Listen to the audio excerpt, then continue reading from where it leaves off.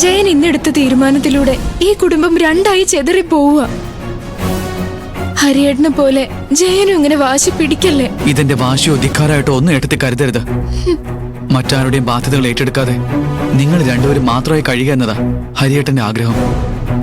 ഒരു അനിയനെന്ന നിലയിൽ ഹരിയേട്ടന്റെ ആ ആഗ്രഹമെങ്കിലും സാധിച്ചു കൊടുക്കാനാ എന്റെ ശ്രമം. മാറിത്താമസം എന്ന ഹരിച്ചേട്ടന്റെ ആഗ്രഹം ഒരു കാലത്തും നടക്കില്ലെന്ന് ബോധ്യപ്പെടുത്തി കൊടുക്കാൻ എന്നെ കൊണ്ടാവും. അതിന് കുറച്ച് സമയമെടുക്കും. അതെനിക്ക് ഒറ്റയ്ക്ക് മാത്രം കഴിയുന്ന കാര്യമല്ല. ജയന്റെയും അച്ഛമ്മയുടെയും അനുവിന്റെയും അനഘയുടെയും ഒക്കെ പിന്തുണ ഉണ്ടായാലേ എന്നെ കൊണ്ട് അതിന് സാധിക്കൂ. അതിനിടയിൽ നിങ്ങൾ എന്നെ തനിച്ചാക്കി പോയാ ഒക്കെ തകിടം മറിയും ചെയ്യാം. ഞങ്ങൾ ഓർമ്മ വെച്ച കാലം മുതൽ കാണുന്നില്ലേ ഹരിയേട്ടനെ? എടുക്കുന്ന തീരുമാനങ്ങളിൽ നിന്ന് ഒരിക്കൽ പോലും ഹരിച്ചേട്ടൻ പിന്മാറിയിട്ടില്ല.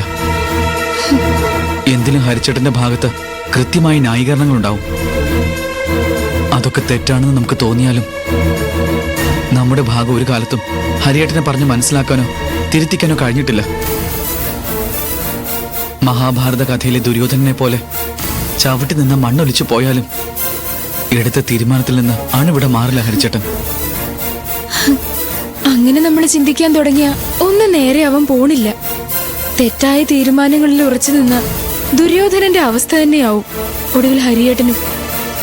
സഹോദരങ്ങളും ബന്ധുജനങ്ങളും ഉറ്റ ചങ്ങാതിമാരും ഒക്കെ നഷ്ടപ്പെട്ട് പരാജയം ഏറ്റുവാങ്ങിയ ദുര്യോധനനാകാതെ കഷ്ടകാലത്തും സഹോദരങ്ങളെ ചേർത്ത് പിടിച്ച ധർമ്മപുത്രനാക്കി മാറ്റണം നമുക്ക് ഹരിച്ചേട്ടനെ.